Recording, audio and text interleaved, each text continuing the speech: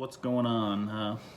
Gonna do another quick YouTube video for you guys here. We're gonna be kind of branching out on a couple things versus the constant pel work videos and stuff like that. I had a couple questions about nutrition and how to properly fuel up before an event so you don't hit what's called the wall. But before we get into it, let's talk about what the wall really is. The wall is when you've been working out or moving or having an increased heart rate for an extended period of time where your brain sends a signal to your muscle tissue to slow down because you've ran out of fuel. Now that is the wall. What ends up happening, particularly when you're fighting or whenever you're doing some sort of other strenuous event, you pretty much just want to stop. Your body starts to force you to slow down. Your muscles feel like lead. Your shots feel like you're throwing in with molasses. Feels like you're probably throwing with a 10-pound stick.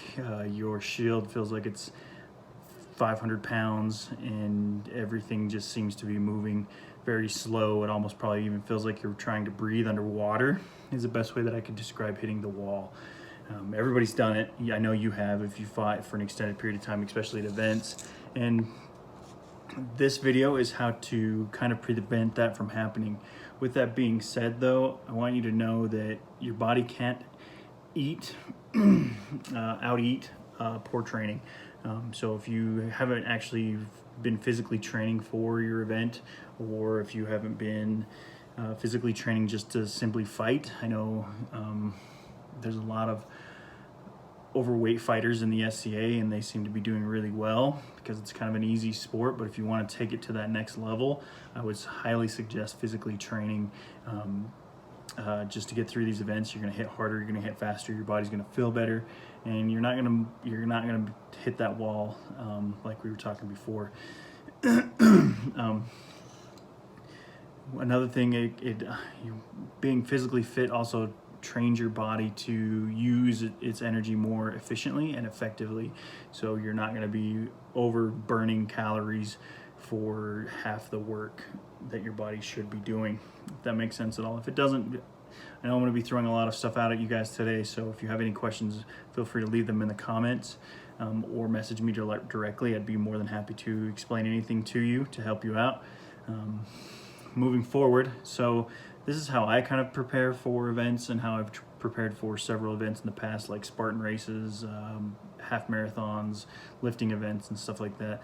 The best thing about the SCA is you don't have to cut weight, so there's that. You can be thankful for that. But what you're going to do the day before, especially if you're physically active, you're going to want to do a quick, maybe 30-minute, 45-minute workout that's going to be fast and intense. Because what that does is it depletes your muscle tissue of all those carbohydrates, and what carbohydrates is broken down into and it's inside the muscle is glycogen.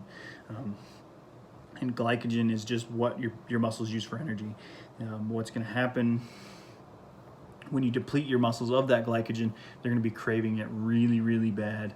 So once you do that workout first thing in the morning and deplete your body of all that glycogen, that's when you can start eating the pancakes and the pasta that you're wanting to eat and start building that fuel up. If you don't do that workout, you're probably just going to pass all those extra carbs off and they're going to be stored as fat and versus quick burning fuel for energy. So that's what the wall is, kind of just doing a little quick recap.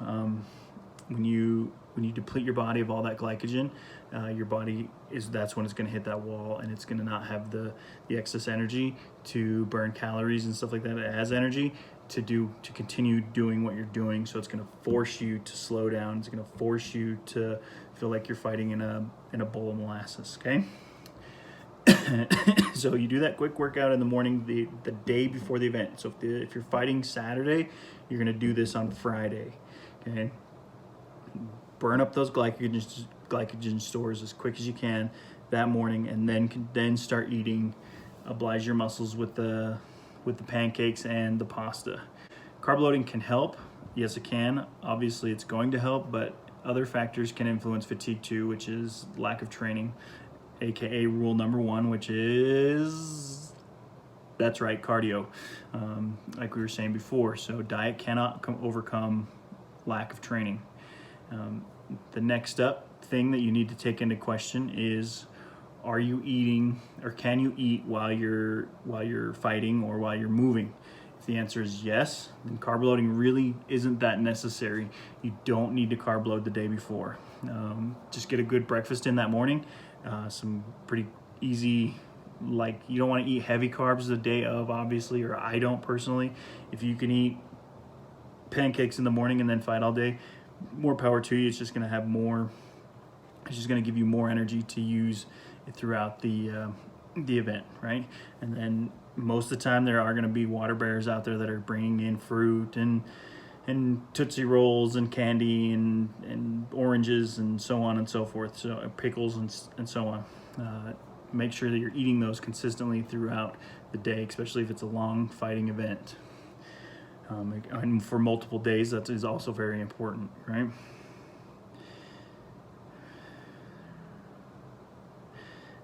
So then moving forward, sorry, I was just checking my notes, making sure I've got everything covered. Moving forward, what you want to do after you get done fighting is eat some protein. Okay, you've burned a lot of calories, you've burned a lot, your muscle has been torn up. That's what happens whenever you lift a lot of heavy weights, when you move a lot, when you do a lot of pel work, whenever you fight a lot. You get little teeny tiny microfiber tears in your muscle tissue, and when you're done and you eat protein, the protein shuttles into there and fills those cracks and kind of repairs all the muscle tissue. Glycogen refuels the muscle. So what I would suggest is getting a quick burning protein and a quick burning carbohydrate into your system as quick as possible. The reason being is what it's going to do is it's going to spike your insulin, the quick burning carbohydrate. And by quick burning carbohydrate, I mean like a candy bar, some sort of fruit, something that's going to spike your insulin really high. And then you're going to eat something quick burning protein, which could be just about anything. So like there's a lot of supplements out there that are quick burning proteins. I can recommend some if you want me to. Maybe not so much like a meat, but maybe some eggs or something like that after you get done fighting, egg whites, etc., something that's going to be easy on the stomach, but you can get it in there. But anyway, so you eat the quick burning carbohydrate, okay, and then it spikes your insulin, and then you eat the protein with it, and what that insulin does is it mows through that protein, and the insulin shuttles that directly to the muscle tissue that needs to be repaired. It's not going to fix your fatigue or the muscle soreness the next day, but it's going to help with it so it's not a prolonged thing. So that's why it's really important after the event, or after you're done fighting for the day, you get in a quick burning carbohydrate and some protein. And then also the next step after that, when you've done that, that insulin is going to drop and you're going to feel hungry real quick because your blood sugar is going to drop, right? Because it's literally using all that sugar and all that glycogen, all that sugar to break down into glycogen and all that protein pretty much instantly to put into your muscles because they need that extra boost of energy because they're drained of glycogen. So you're going to be hungry again probably in 30 to 45 minutes. I recommend getting in just a well-rounded meal, something that you eat on a regular basis, proteins, carbohydrates, and fats, vegetables, etc. Just a regular meal that you can eat after you're done with that. So just a quick recap to end this video so I don't bore you guys all to death.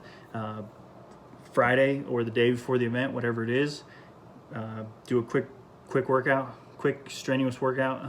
It's going to burn a lot of calories. It's going to burn up all those glycogens, no more than 30 to 45 minutes. And then you're going to eat all the carbohydrates you want if you're carb loading, okay?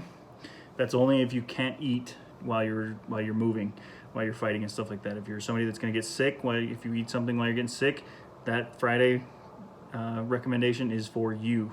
Now, if you can eat throughout the day on the day of fighting, carb loading isn't necessarily needed, but it will help, but you don't have to do it. So during the day of, okay, get some carbohydrates in the morning and some protein, well-rounded breakfast, probably with a little bit of excess carbs. Pancakes are going to be your bread and butter. Anyway, and then fight throughout the day, continue to eat whatever people have for you, the water bears and stuff like that. Every time somebody offers you something, put it in your mouth and eat it. Then after the event, or after fighting, you're going to do a quick burning carbohydrate and a quick burning protein. And again, I can make recommendations for some supplements that work perfect for that. Or if you're not a big supplement person, which is totally fine, you can also use fruits, candy bars, anything that's going to be quick burning. It's going to spike that blood sugar. That's the key to it, is spiking your insulin so it gets the protein shuttled right to the muscle tissue. And then after 45 minutes, you're probably going to be getting hungry again because your blood sugar is going to drop. Eat another well-rounded meal, and that is how I prepare for SCA events. I hope you guys found this video interesting. If you did and you watched it all the way through, there is one cost for this whole free information, is you just like and share it if you would. Subscribe to the channel. There's going to be a lot more information like this coming up soon. It's something I am proud of, that I like to get into, is health and fitness, and it is my pride and joy of everything that I'm working towards for my career. So again, if you have questions, drop them in the comment box below, hit that like button, subscribe button, and turn on the notifications so you always see my posts. Thanks, guys.